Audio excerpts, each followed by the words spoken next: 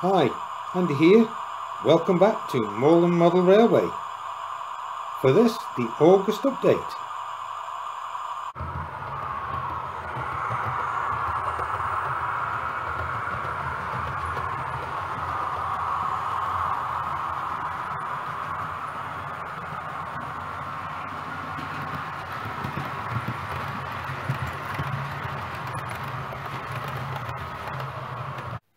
So this episode is entitled Station, Platforms and Walls. So let's have a look at what's been happening. First thing we can see is we've now got 3 full-length platforms. 2 of them I've already done with slabs. So these are Metcalfe slabs individually put on. Probably somewhere in the region of 2,000 have gone on here. And they're basically Metcalfe kits. The platforms. They're made out of card, so are easily adjustable. So as you can see, the third platform there is still just made out of tarmac. I've not put the slabs on it yet, but it is all in place.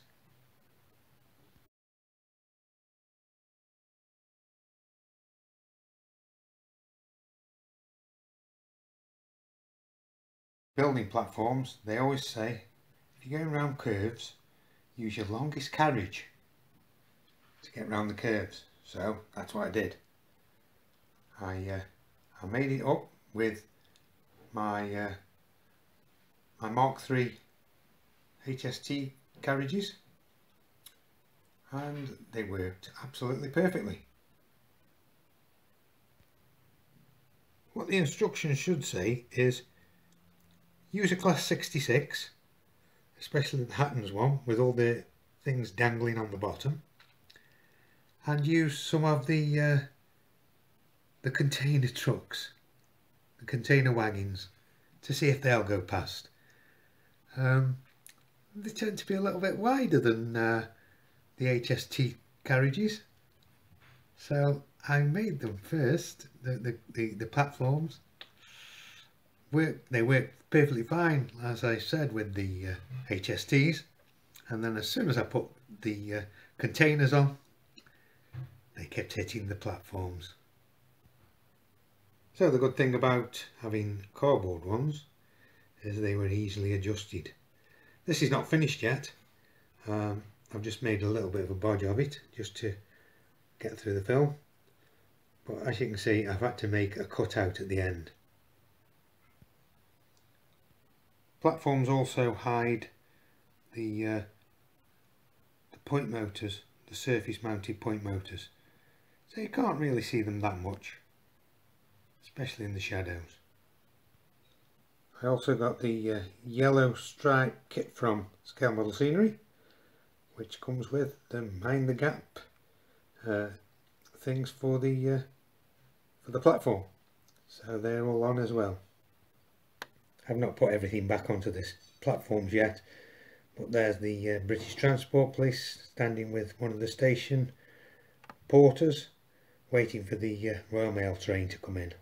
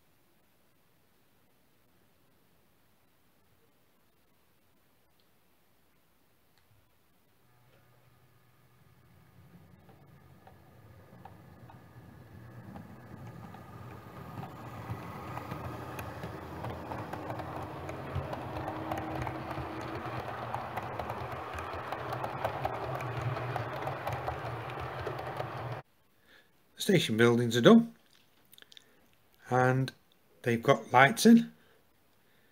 I've not wired them all up yet, but the lights are, the wires are all through the board, just waiting. So I need to put platform lights on as well. So hopefully I'm going to get the same sort of platform lights that I've got on the other platforms so that they all match up. I also need a footbridge to go from the 3 platforms. So that is something else that I'm sort of looking at the moment. I've already got a Metcalfe one on the small station, on the town station. So I want something a little bit different. I have been looking at some of these from the Greenwood. I think the company's the Greenwood. They look quite nice kits. So I'm sort of going to have a look at the laser cut kits from them. See where we go from there. So there's still a lot of work to be done, but the big bulk of work has been completed. So it's just fine detail now. The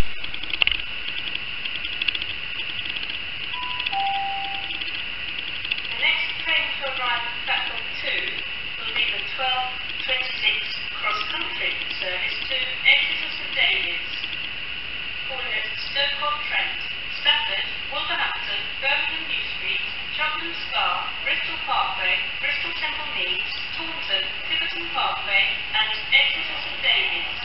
This train is formed of 5 coaches.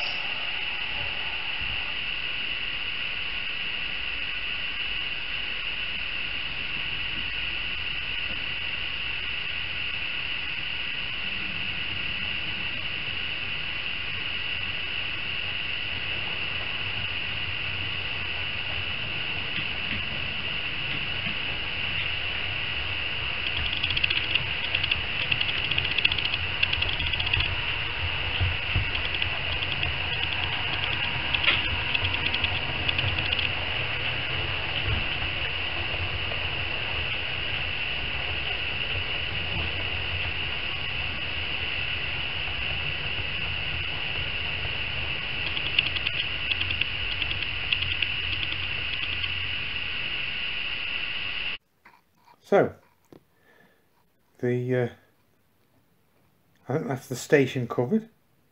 So what else are we looking at? Well, it says walls. So let's go over to the workbench.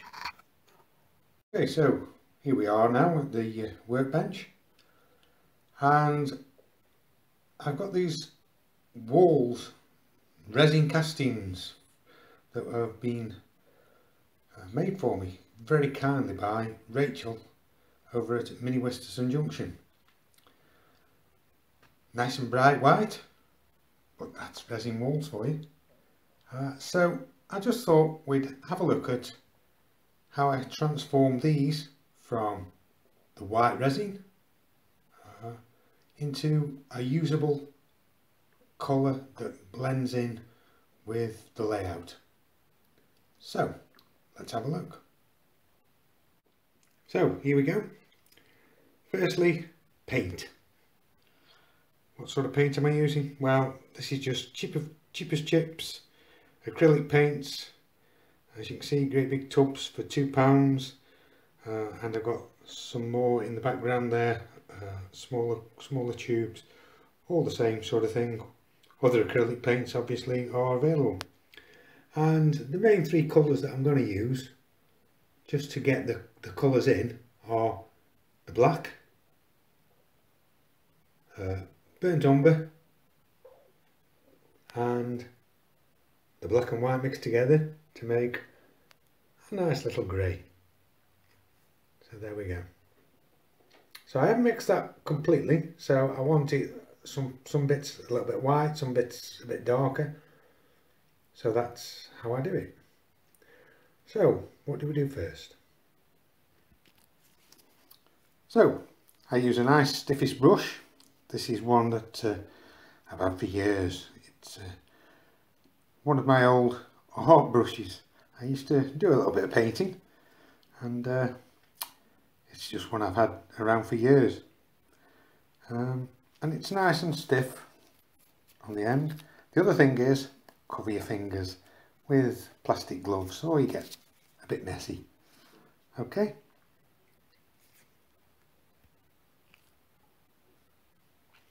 So the first thing that I do is I paint it black.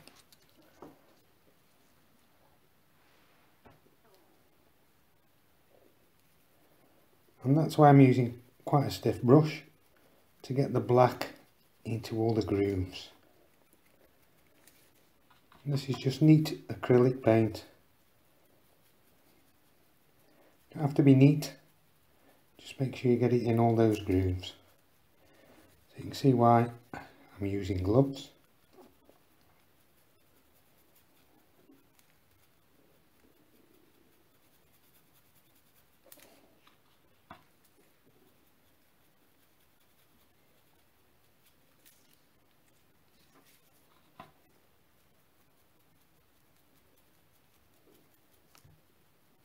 Do the hands as well.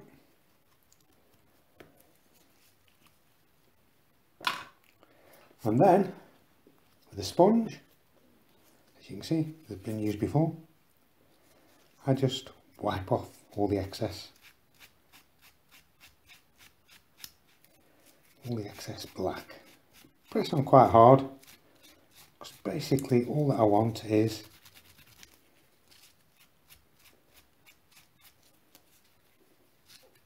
the black in the grooves. Swap over my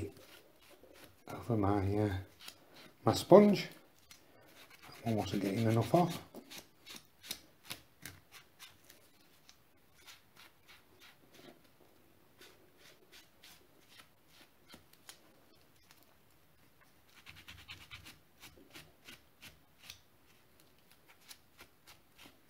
Okay, so that's one side done, and then I'll just do the other side exactly the same. I won't bore you with all these being done. I'll come back to how I get on next. Here they are, various different colours on there, because I did actually use a bit of the burnt umber in mixed with the black. Just so that I get the varying colours on the rocks, because not everything's black, and that just shows where the gaps are in the stones. Now then, little brush, get the grey, so you can see the grey there. It's not really mixed in with the white properly, so you got white and black, and it gets a little bit of different shades. A little bit on a brush. Tap it down, don't want too much on there, and then just gently brush downwards. Like I say, I'm not saying this is the way to do it. This is just my way of doing it. And if you can hear the dog in the background, that's my dog being a little bit naughty. He's barking at the next door neighbours who are in the garden. And you get your finger and you just rub off any excess, or just rub it down. Always rub down. That's just the way I do it. Always rub down. It just gets onto the stones. It just highlights the tops of the stones. Adds in a little bit of shade.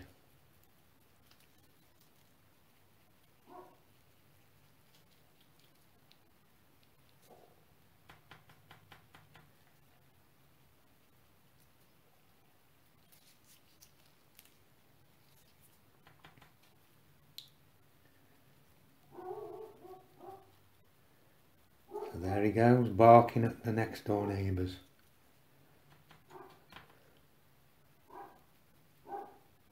At least everybody knows I've got a dog. It's a good job the other two don't bark the same. Okay, so that's basically what I'm looking for at the moment with this coat. So I'll carry on with all the rest and then we'll come back. So there we are, all painted up with the grey. Basically you just keep going until you get the right colour. Don't try and do it all at once. Put a coat on, let it dry, then start again, put another coat on, let it dry. If it's still not light enough or too dark for you or whatever, do it again and just keep going until you've done it, until you get the right colour. So, where do we go from here then?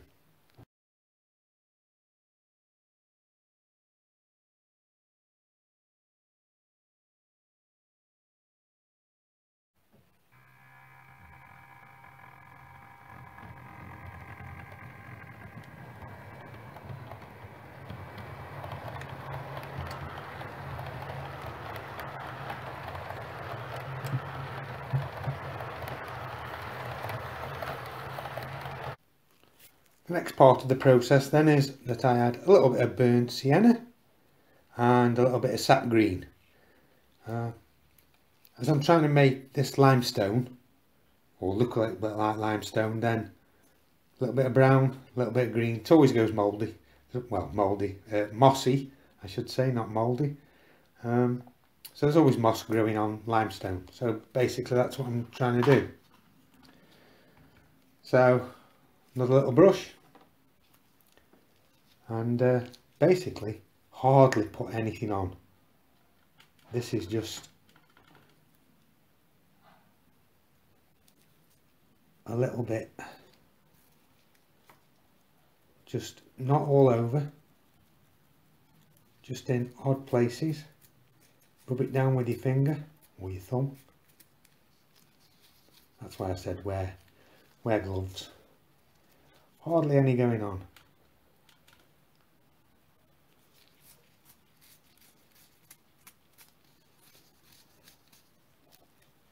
Too much on that one.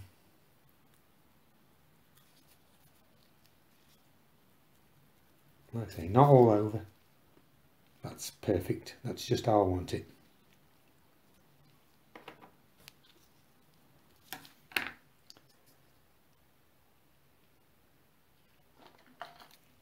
And then just a little bit of green. Just make sure I get the right one. Once again, hardly any going on. And just dab it in a few different places. Rub it down both ways. Just in odd little places. You can hardly see it, but it just, I know it's there, and just adds that little bit of texture, a little bit of colour. Perfect.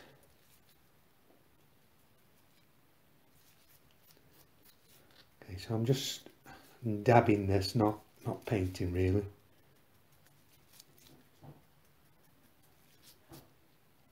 And that's basically it. So that's what I'm looking for. Perfect. So I'll carry on and then we'll go and have a look at them on the layout. There is one more part to the process that I forgot to mention, and that is once I've got the desired colour, I then give everyone a coat of matte varnish. The one I'm using at the moment is this Real Match matte varnish, acrylic water based. As I've said before, other products are also available. So here they are. Here's some of the walls that have now been painted up, and they're in situ. They're not fixed down yet, but I've sort of just got them where I want them. Sorry for the dodgy camera work here. I'm actually holding my phone in my hand just to look at the walls. So here they are. So a real big thank you to Rachel for casting me these resin walls, and they've come out really quite well. I'm really pleased with them. So there they go. They go all the way along the car park at the station, and in front of one of the forestry houses that's going to go here, and opposite will be the other forestry house when it's built, and there are the walls. I've got the spare walls waiting for those to go on as well. I've also raised the walls at the back of the platforms so that the people on the platforms can't actually look into the houses, so giving them a little bit of privacy. And I've done that on both sides. That goes all the way down. The other thing around the station is the forecourt. I've put in the forecourt, and then I bought some stencils from Scale Model Scenery to put the writing down. And the same in the car park. So this was a kit that I bought from them. It's really good. So that's the kit. Realistic car park markings in minutes. Really quite good. However, one word of warning. They're not super easy to use the first time. You need to practice to get your markings, your car park markings, to the standard that they've got on the picture. You really do need to practice. That's my sort of version. I think it's come out quite well. But as you can see, the car park's been painted black instead of the grey colour, and that was because I was merrily going away and painting the markings, as it said, dabbing the rather than painting, and when I lifted it up, the paint had bled all underneath the stencils. So I tried to wipe it off, couldn't get it off, so painted it out and then did lots of practicing, as we'll see here. So there we go. This was me practicing just on the baseboards, and as you can see, it does show that it can smudge quite badly if you press on too hard, especially the lettering. So you just have to keep practicing and practicing, and eventually I got it right.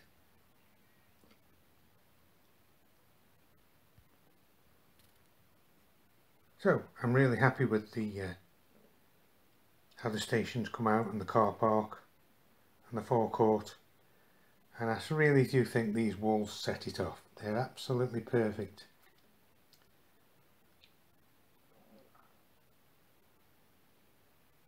So yeah, so once again a great big thank you to Rachel for making these for me.